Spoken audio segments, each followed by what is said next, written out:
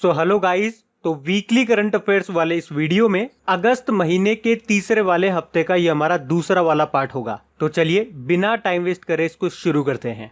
तो हमारा पहला प्रश्न क्या है कि अभी किसे बीएसएफ यानी कि बॉर्डर सिक्योरिटी फोर्स का नया महानिदेशक डायरेक्टर जनरल नियुक्त किया गया है? तो आंसर होगा राकेश अस्थाना को। अभी आपको याद होगा आईटीबीपी के जो डायरेक्टर जनरल हैं एसएस देशवाल, उन्हीं के पास बीएसएफ का एडिशनल चार्जेस है। तो अब राकेश अस्थाना जो वर्तमान में bureau of civil aviation security के चीफ हैं और इनके पास नारकोटिक्स कंट्रोल ब्यूरो के डायरेक्टर जनरल का अतिरिक्त प्रभार एडिशनल चार्जेस भी है और अब यही बीएसएफ के नए डायरेक्टर जनरल भी बन जाएंगे।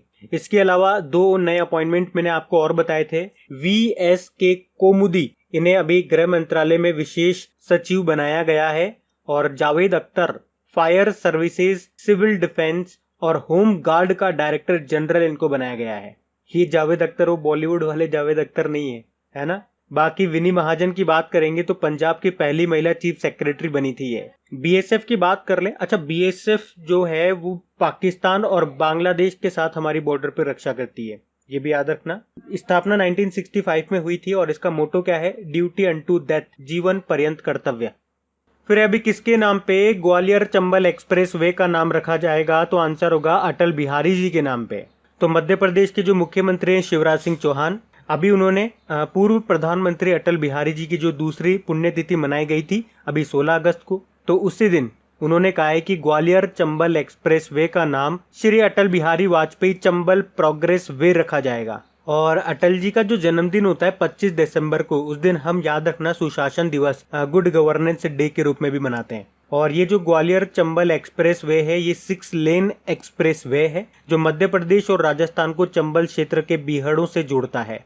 अच्छा, अटल जी के नाम पे और भी कुछ इंपॉर्टेंट नाम सभी न्यूज में रहे थे, मैं आपको रिकॉल करवाता हूँ। एक तो आपको याद होगा अभी लेटेस्ट जम्मू कश्मीर का जो सर्कुलर रोड चौक है उसका नाम अटल जी के नाम पे रखा है, अटल चौक। हिमाचल प्रदेश की रोहतांग सुरंग का नाम अटल टनल रखा है। छत्तीसगढ़ का नया रायपुर का नाम बदलकर अटल नगर रखा है। लखनऊ का इकाना स्टेडियम का नाम अटल जी के नाम पे रखा है और लखनऊ का ही हजरतगंज चौक, उसका नाम अटल चौक रखा है। उसी तरह से गुजरात का साबरमती घाट का नाम भी अटल घाट रखा गया था। तो ये कुछ मोस्ट इंपॉर्टेंट नाम है अटल जी के नाम पे, ये आप याद रखना जो भी न्यूज में थे लेटेस्ट। उसके अलावा लालजी दास टंडन, अभी ये तो बिल्कुल ही लेटेस्ट है, लखनऊ में जो चौक चौराया है उसका नाम लालजी दास टंडन चौराया रखा गया है। रविंद्रनाथ टैगोर, आपको याद होगा इजराइल की एक तेल अवीव सड़क है उसका नाम बदलकर टैगोर स्ट्रीट रखा गया था। डॉक्टर श्यामा प्रसाद मुखर्जी, एक तो जम्मू कश्मीर की चेनानी नासिरी सुरंग का नाम इनके नाम पे रखा गया, एक कलकत्ता बंदरगाह का नाम भी इनके नाम पे रखा गया था। तो ये मोस्ट इंपॉर्टेंट क्वेश्चन मैंने आपको सारे रिवाइज करा दिए जो भी नेम चेंज को लेकर बने थे, ये याद रखना आप।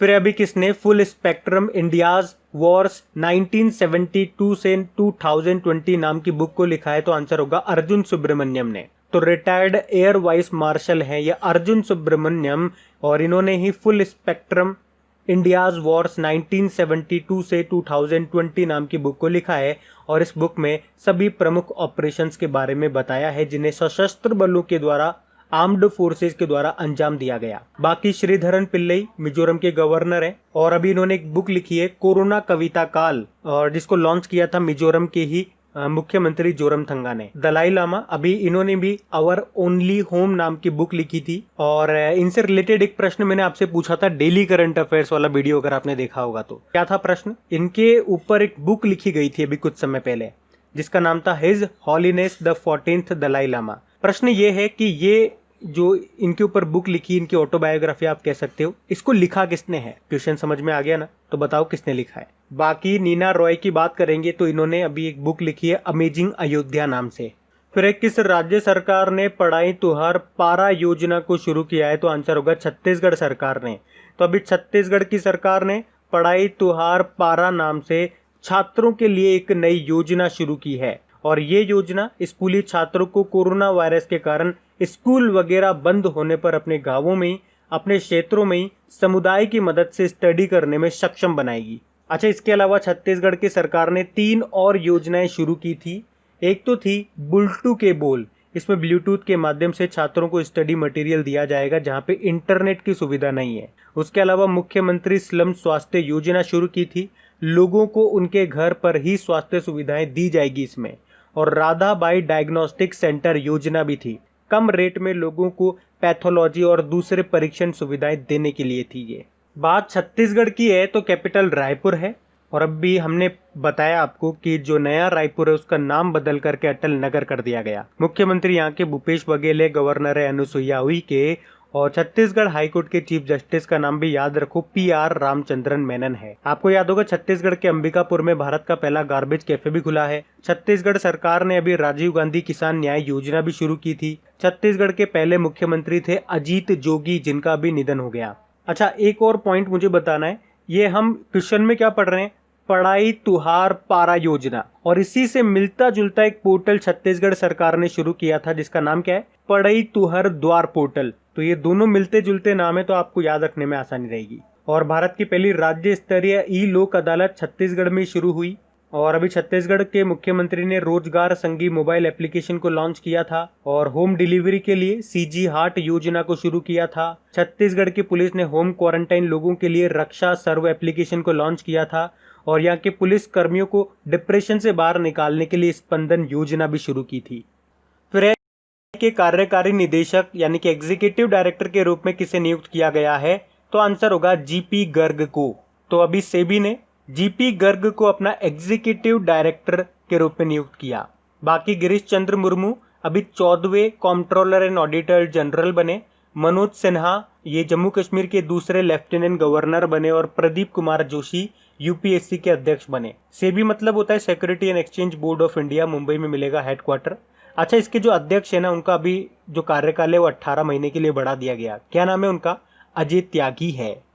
फिर है अभी IPL 2020 की टाइटल स्पॉन्सरशिप किसे मिल गई है, तो आंसर होगा ड्रीम 11 को। अभी आपको याद होगा कुछ समय पहले ही हमने पढ़ा था, इस साल के लिए IPL 2020 जो इसका 13वां संस्करण है, तो उसमें BCCI ने वीवो के साथ जो टाइटल स्पॉन्सरशिप थी उसको खत्म कर दिया इस साल के लिए। तो अब ड्रीम 11 होगी IPL 2020 की टाइटल स्पॉन्सर। और इसने 222 करोड़ रुपए में ये टाइटल स्पॉन्सरशिप खरीदी है। और इसी से मिलता जुलता एक और प्रश्न आपको रिवाइज कराता हूं। अभी आइनॉक्स ग्रुप ये टोक्यो ओलंपिक में भारतीय टीम को स्पॉन्सर करेगा, ये पॉइंट भी याद रखना। ड्रीम 11 ये ऑनलाइन फैंटेसी स्पोर्ट्स गेम है और इसके ब्रांड एम्बेसडर भी याद रख लो, MS धोनी है। अच्छा, इस बार हमने कहा IPL 2020 जो इसका 13वां एडिशन है, ये भी सितंबर में स्टार्ट हो जाएगा। और कहाँ पे होगा, ये होगा यूनाइटेड अरब अमीरात में। फिर अभी हाल ही में किसने इंग्लिश चैनल में सबसे अधिक तैरने का पुरुषों का रिकॉर्ड तोड़ दिया, तो आंसर होगा क्लो मैककार्डेल। तो ऑस्ट्रेलियाई तैराक हैं ये क्लो मैककार्डेल, और इन्होंने अपना 35वां सफर करने के बाद इंग्लिश चैनल में सबसे अधिक तैरने का पुरुषों का वर्ल्ड रिकॉर्ड को तोड़ दिया है। तो नाम याद रखना, क्या नाम है, क्लो मैककार्डेल। बाकी मेडलिन स्वीगल ये अमेरिकी नौसेना में शामिल होने वाली पहली अश्वेत महिला पायलट बनी थी। एलिशा न्यूमेल ये इंटरनेशनल पुरुष हॉकी मैच में अंपायरिंग करने वाली पहली महिला बनी। और जीना अकर अभी लेबनान में पहली महिला रक्षा मंत्री बनी थी। फिर अभी किसे मेघालय का गवर्नर बनाया गया है, तो आंसर होगा सत्यपाल मलिक को।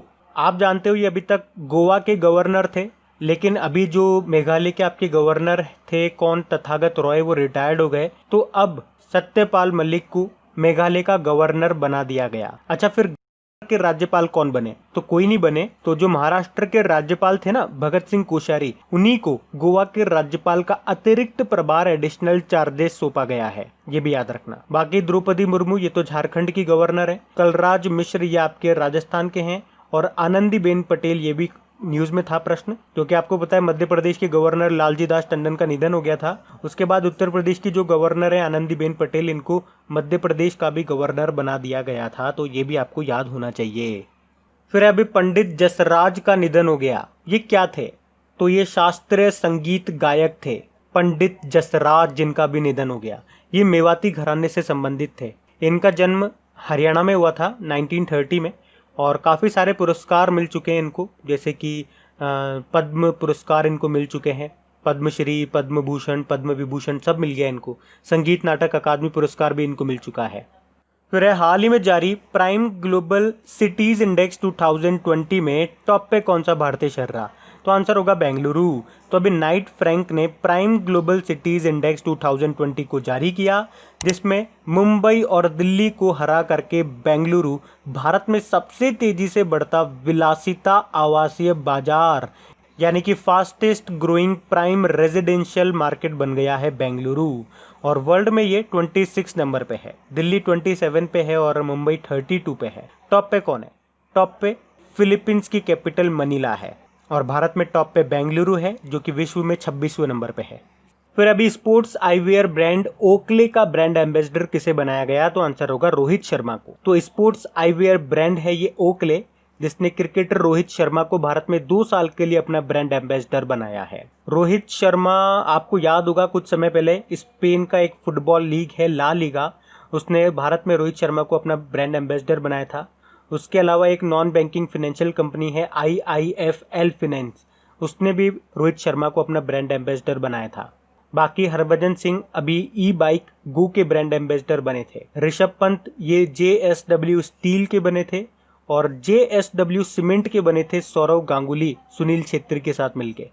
फिर अभी विश्व मानवता दिवस वर्ल्ड ह्यूमैनिटेरियन डे कब मनाया गया? तो आंसर होगा 19 अगस्त। हर साल 19 अगस्त को ही मनाया जाता है इसको, और ये दिन मानवता के लिए काम करने वाले उन लोगों को श्रद्धांजलि देने के लिए मनाया जाता है जिन्होंने मानवीय सेवा करते हुए अपनी जान गंवा दी है। इस बार ये इसका 11वां संस्करण रहा, वर्ल्ड ह्यूमैनिटेरियन डे। और ह्यूमन से आप कोरिलेट कर सकते हो, एक ह्यूमन राइट डे भी होता है, 10 दिसंबर को मनाते हैं हर साल। वैसे 19 अगस्त को हम एक और डे मनाते हैं, वर्ल्ड फोटोग्राफी डे, ये भी याद रखो।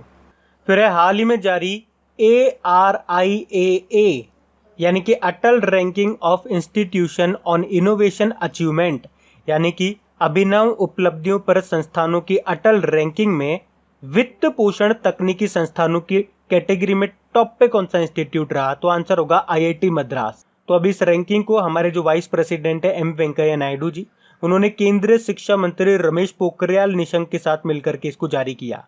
तो इसमें वित्त पोषण तकनीकी संस्थानों की कैटेगरी में IIT मद्रास टॉप पे रहा, सेकंड पे IIT बॉम्बे रहा और थर्ड पे IIT दिल्ली। और इसमें पहली बार महिलाओं के लिए हायर एजुकेशन इंस्टीट्यूट्स की एक स्पेशल कैटेगरी भी शुरू की गई है, जिसमें टॉप पे रहा है Avinashilingam institute for home science and higher education for women. IIT Madras से आप और क्या याद रख सकते हो? अभी इसने प्रोग्रामिंग और डेटा साइंस में दुनिया का पहला ऑनलाइन BSc डिग्री कोर्स शुरू किया है। और कुछ समय पहले HRD मंत्रालय ने नेशनल इंस्टीट्यूट रैंकिंग जारी की थी, उसमें ओवरऑल कैटेगरी में टॉप पे रहा था IIT मद्रास। और इसने एक पोर्टेबल हॉस्पिटल यूनिट भी बनाया है जिसको बोला जाता है मेडिकैब। बाकी और भी IITs का मैं आपको रिवीजन करा दूं क्या? चलो करा देते हैं। IIT कानपुर अभी स्वदेशी बीज गेंद यानी कि सीड बॉल्स को डेवलप किया, शुद्ध नाम से सैनिटाइजिंग डिवाइस बनाया और एक मोबाइल मास्टर जी नाम से टीचिंग सेटअप भी तैयार किया। IIT बॉम्बे ने अभी ध्रुव चिप बनाया था, क्वारंटाइन एप्लीकेशन को डेवलप किया और एक डिजिटल स्टेथोस्कोप आयुष सिंक बनाया। बाकी IIT दिल्ली अभी विश्व की सबसे सस्ती कोविड-19 डायग्नोस्टिक किट को तैयार किया जिसका नाम है कोरोश्योर। कोपाल 19 एप्लीकेशन को भी बनाया और प्रकृति नाम से डैशबोर्ड भी तैयार किया था और एक रीयूजेबल मास्क तैयार किया था जिसका नाम क्या रखा था? N safe. तो ये सब IITs अभी आपके न्यूज में रहे थे, कई बार मैं आपको रिवीजन करा चुका हूँ। अगर डेली करंट अफेयर्स आप लोग देखते होंगे हमारा तो याद रखना ये। बढ़ते हैं आगे। और गाइज अगर वीडियो आपको अच्छा लग रहा है तो प्लीज इसे लाइक करते हुए चलना। देखिए आप लोगों ने अभी लाइक किया है या नहीं किया है, नहीं किया है तो अभी इसको लाइक कर दीजिए, लास्ट तक आप लोग भूल जाओगे मैं कह रहा हूँ। और हाँ, इसे शेयर भी जरूर कर देना अपने दोस्तों के साथ में। और अगर आप में से कोई स्टूडेंट इस चैनल को फर्स्ट टाइम देख रहा है तो आप इस चैनल को सब्सक्राइब कर सकते हैं। सब्सक्राइब करने के बाद में पास में बेल आइकन को जरूर प्रेस कीजिएगा ताकि आगे के आपको नोटिफिकेशन मिलते रहें, ताकि आपसे कोई भी वीडियो मिस न हो। बेल आइकन को प्रेस करना जरूरी है। चलिए बढ़ते हैं आगे। फिर अभी हाल ही में माली के राष्ट्रपति ने इस्तीफा दे दिया। क्या नाम है उनका? इब्राहिम बाउबकर कीता। बाकी हसन दियाब अभी लेबनान के प्रधानमंत्री थे, इन्होंने भी इस्तीफा दे दिया। और लाजरस चकवेरा ये मलावी के नए राष्ट्रपति बने थे। अब ध्यान से सुनना, मैंने बोला मलावी के नए राष्ट्रपति बने लाजरस चकवेरा। प्रश्न में हम पढ़ रहे हैं माली, तो माली और मलावी इनमें कंफ्यूज नहीं हो जाओ, आप ध्यान रखना। मलावी एक साउथ अफ्रीकन देश है और जो माली है वो वेस्ट अफ्रीकन देश है। बाकी मोहम्मद इरफान अली ये गुयाना के अभी नए राष्ट्रपति बने थे और गुयाना के ही अभी नए प्रधानमंत्री भी बने थे। बता सकते हो कौन? Mark Anthony Phillips. अच्छा, माली की बात कर लें, कैपिटल बमाको है, करेंसी है वेस्ट अफ्रीकन CFA फ्रैंक। फिर है अभी रसेल किर्श का निधन हो गया। ये क्या थे? ये वैज्ञानिक थे, कंप्यूटर वैज्ञानिक थे। पिक्सल का आविष्कार करने वाले और दुनिया की पहली डिजिटल तस्वीर को स्कैन करने वाले कंप्यूटर साइंटिस्ट थे ये रसेल किर्श, जिनका भी निधन हो गया। इन्होंने अपने बेटे की 2x2 इंच की छोटी black and white digital image बनाई थी, जो कंप्यूटर में स्कैन की गई पहली तस्वीर थी। फिर एक किस पेमेंट बैंक ने जन बचत खाता को लॉन्च किया? तो आंसर होगा फिनो पेमेंट बैंक ने। तो इसमें यूजर किसी भी फिनो ब्रांच या मर्चेंट पॉइंट पर फिंगरप्रिंट या OTP के जरिए लेन देन कर पाएंगे। और अभी आपको याद होगा कुछ समय पहले फिनो पेमेंट बैंक ने विशिष्ट ग्राहक बेस को लक्षित करने के लिए शुभ और भविष्य सेविंग अकाउंट को शुरू किया था।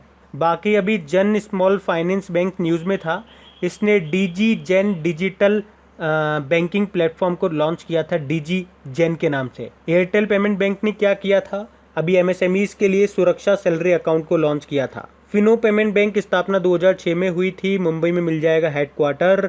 अध्यक्ष हैं महेंद्र कुमार चौहान और ऋषि गुप्ता MD CEO हैं। फिर एक किसने शगुन गिफ्ट एंड इंश्योरेंस पॉलिसी को लॉन्च किया है? तो आंसर होगा SBI जनरल इंश्योरेंस ने। तो अभी SBI जनरल इंश्योरेंस ने अपनी तरह की पहली personal accident policy Shagun gift and insurance को लॉन्च किया है। और इसकी सबसे खास बात यह है कि इसे किसी को भी आप गिफ्ट कर सकते हो।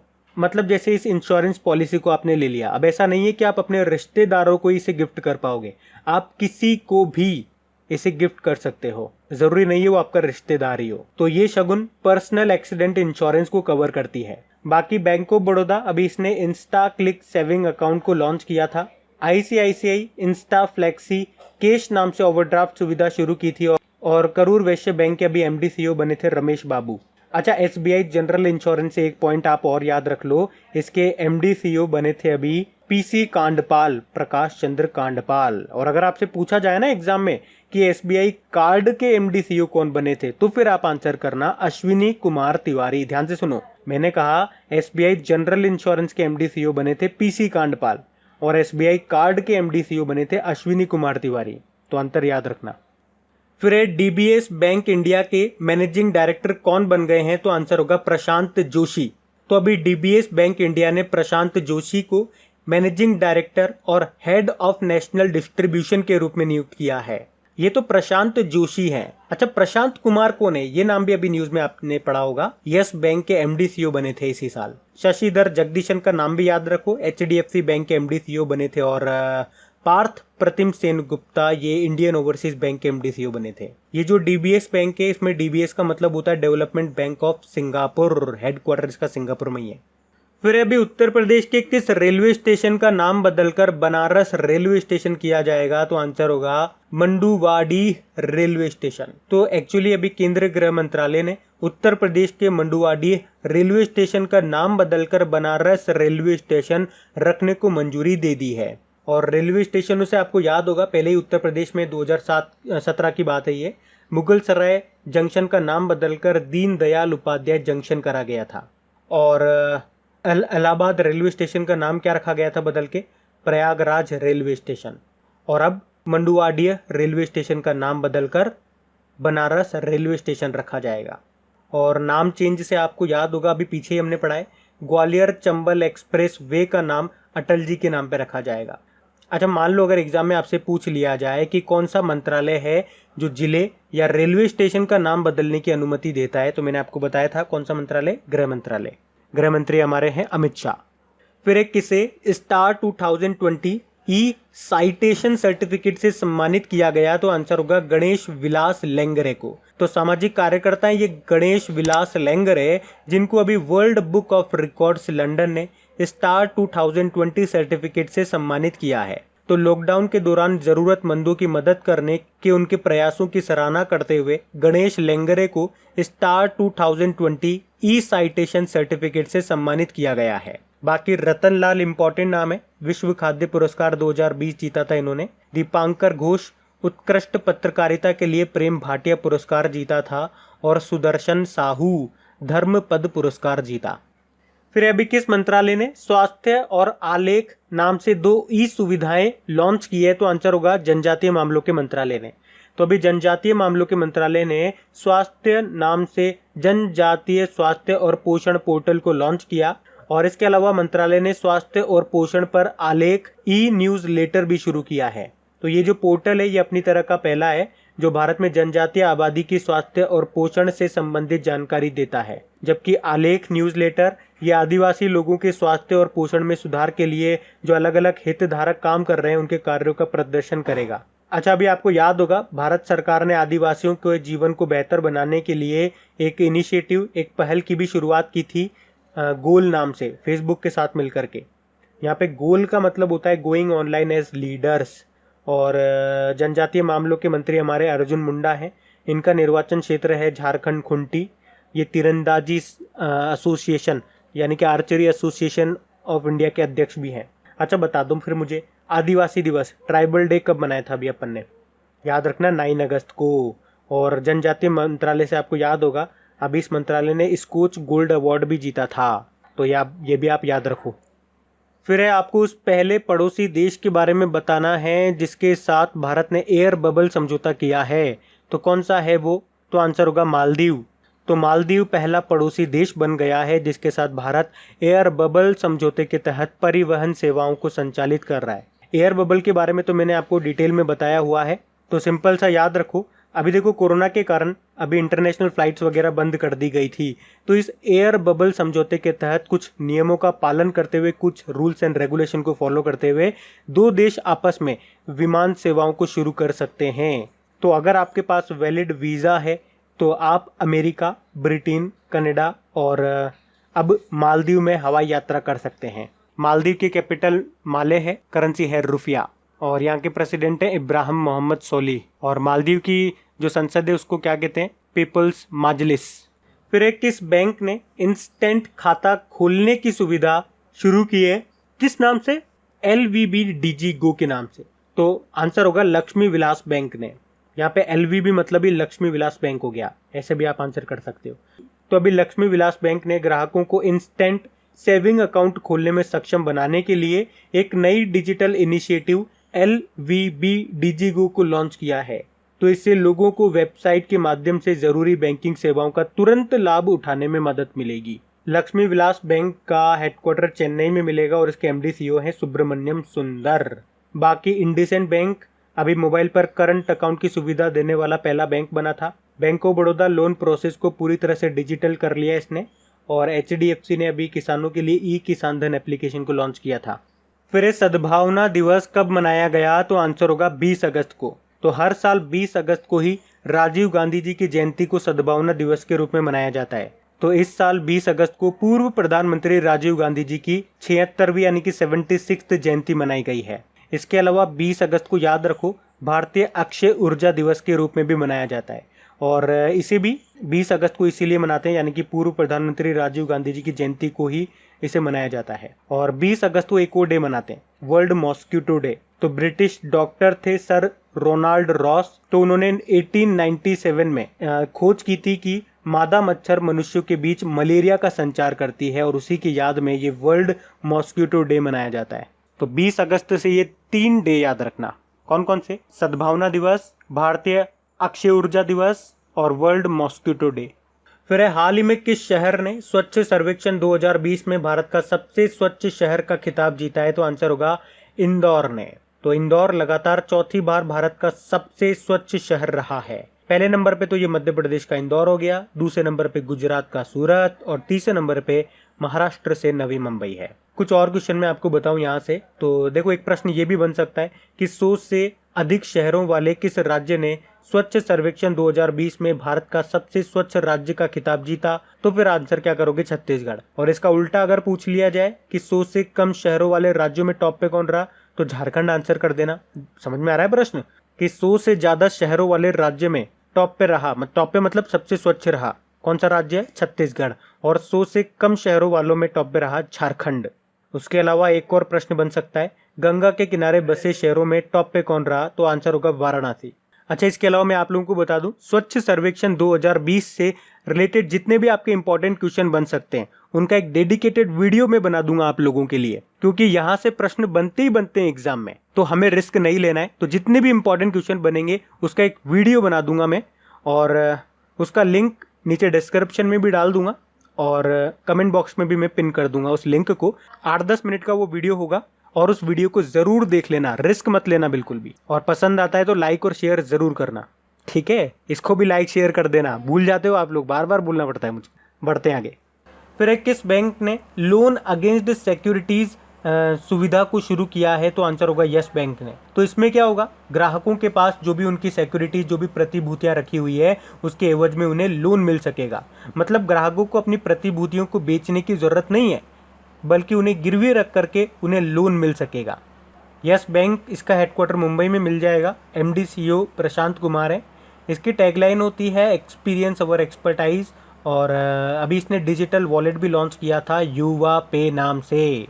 एक्सिस बैंक, अभी आप जानते हो, automated voice assistant Aksa AXAA को लॉन्च किया था। फेम पे भारत का पहला नंबरलेस क्रेडिट कार्ड लॉन्च किया था टीनेजर्स के लिए, और HDFC ने अभी शौर्य KGC कार्ड को लॉन्च किया था। फिर हाल ही में डोमिनिकन रिपब्लिक के प्रेसिडेंट कौन बन गए हैं, तो आंसर होगा लुइस रोडोल्फो अबिनाडर कोरोना। इनके नाम में कोरोना है, क्या करें, तो आप ऐसे भी याद रख सकते हो, लेकिन अगर एग्जाम में पूरा नाम नहीं आया, शॉर्ट है तो शॉर्ट भी याद रखना। लुइस रोडोल्फो डोमिनिकन रिपब्लिक के प्रेसिडेंट बन गए हैं। ये 54वें प्रेसिडेंट बने हैं इस देश के। बाकी गुडनी जोहानसन आइसलैंड के दोबारा से प्रेसिडेंट बने। माइकल मार्टिन आयरलैंड के प्रधानमंत्री बने, और अलेक्जेंडर लुकाशेंको बेलारूस के प्रेसिडेंट बने थे। और ये जो डोमिनिकन रिपब्लिक है, इसकी कैपिटल होती है सेंटो डोमिंगो, करेंसी है डोमिनिकन पेसो। फिर अभी हाल ही में disloyal the true story of the former personal attorney to President Donald J. Trump, इस बुक को किसने लिखा है, आंसर होगा माइकल कोहेन ने। इसे सितंबर में लॉन्च किया जाएगा। बाकी अर्जुन सुब्रमण्यम, इन्होंने बुक लिखी थी कौन सी, फुल स्पेक्ट्रम इंडियाज वॉर्स 1972 से 2020। और मैरी जॉर्डन, इन्होंने मेलानिया ट्रंप के ऊपर बुक लिखी थी the art of her deal, the untold story of Melania Trump. और मैरी एल ट्रंप, ये डोनाल्ड ट्रंप की नीस हैं, भांजी हैं, और इन्होंने भी अभी एक बुक लिखी थी too much and never enough, how my family created the world's most dangerous man.